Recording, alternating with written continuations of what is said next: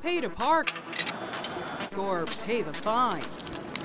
What happens if you don't pay the meter? Well, then you get a ticket. Parking officers don't play around in the district. I've got a ticket, and I'm only 3 minutes over the time limit. But after getting a tip from a viewer, the News4 ITeam started its own parking patrol.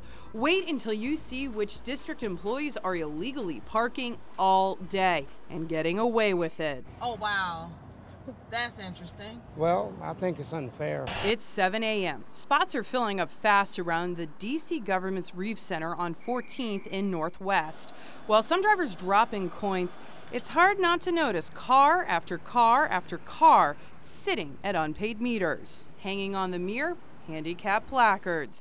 According to D.C. law, placards only allow you free parking for twice the posted time on the meter. We watch this guy day after day park his Dodge Charger on V Street at a 2-hour meter. He climbs into a D.C. Department of Transportation van that drives across town where it drops him off at his job directing traffic. 3 hours after his time expires, his car still sits near the Reeve Center. No money in the meter and no ticket on the window. For the last few weeks, we've been watching you park this car with a handicap placard. The camera on my face. Sorry, say again? I'm asking your friend to get the camera on my face. You don't want to give us a comment. We also see this DDOT employee parking each morning at a meter, but not paying up before heading to work. One day directing traffic, another day patrolling K Street for parking violations.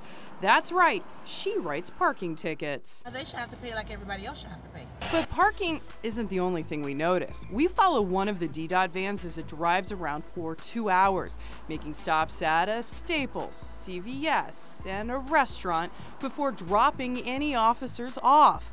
We also catch some of the vans running red lights. Anybody that runs a red light or, breaks a traffic law, that sort of stuff, that's not tolerated. John Lyle with DDOT says all of its employees are expected to follow the law like everyone else. That concern has already been raised with the supervisors to make sure that they tell their staff that that's not acceptable. As for parking, Lyle says district employees do not get a free pass, and using a handicap placard does not allow for unlimited use. That's an issue that we've been trying to address, and it's why we created the Red Top Meter program so that everybody would have to pay for parking, because we really think that's going to cut down on the fraud.